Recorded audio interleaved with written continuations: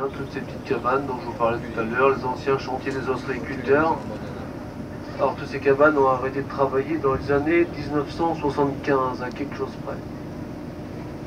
Lorsque les mentalités sur les huîtres plates avaient commencé. Le Martellia et le Bonamia. Mais les épices aussi.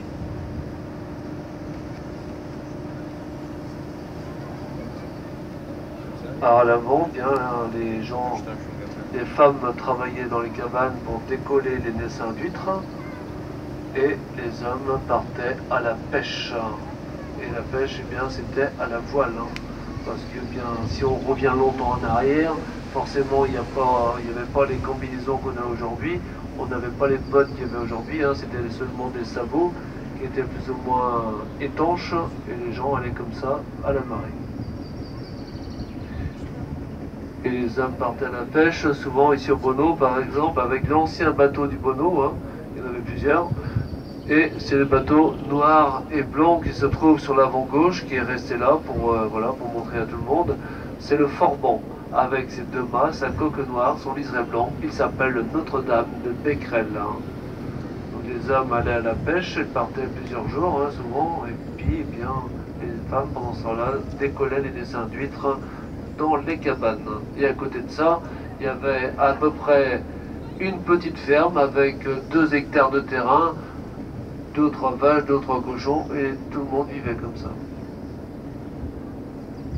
Du moins, moi j'ai connu ça, j'ai connu la fin de ces années-là avec mon arrière-grand-mère.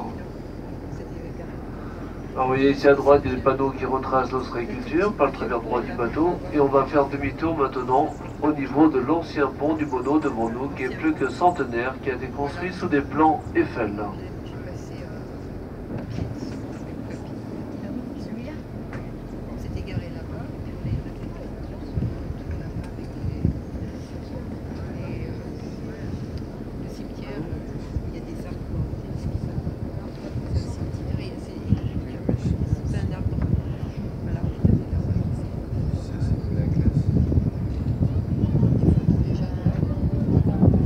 À droite, sous le pont du Bonneau, eh bien ça c'est le bateau de pêche du Bonneau, le Géma, à droite, un bateau qui sort la nuit, le poisson est vendu sur le marché, sur les marchés locaux, la journée.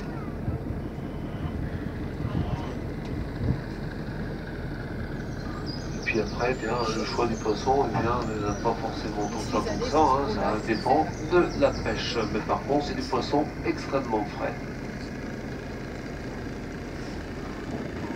Mais aujourd'hui, il y a un grand marché, par exemple, sur les truites de mer. Les gens achètent tout ça, des truites de mer, achètent du bar d'élevage et tout ça. Pourquoi? Parce que bien, le bar, eh bien, c'est assez noble. La truite, bien, ce sont des poissons qui sont assez nobles, comme le turbo, tout ça. Et là, il y a beaucoup de poissons d'élevage. Alors avec quoi c'est fabriqué la nourriture? Avec des poissons qui sont pris au prix de retrait dans les criées en général. Voilà, ils fabriquent les aliments avec ça. Il faut compter environ 2 kg d'aliments pour élaborer 1 kg de poisson d'élevage. Une truite, si vous en avez déjà entendu parler en eau douce, c'est une truite à la chair blanche.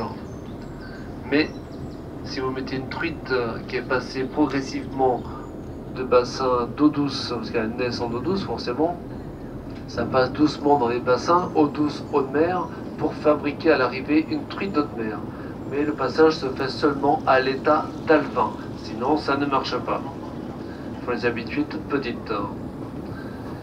Et après, comme elle a la chair blanche, et puis bien, ça serait pas très appétissant pour les clients, donc les pisciculteurs leur donnent à manger des aliments à base de carotène, pour qu'elles aient une belle chair qui ressemble à celle du saumon, une belle chair orangée, pour que ça soit meilleur. Voilà, tout simplement.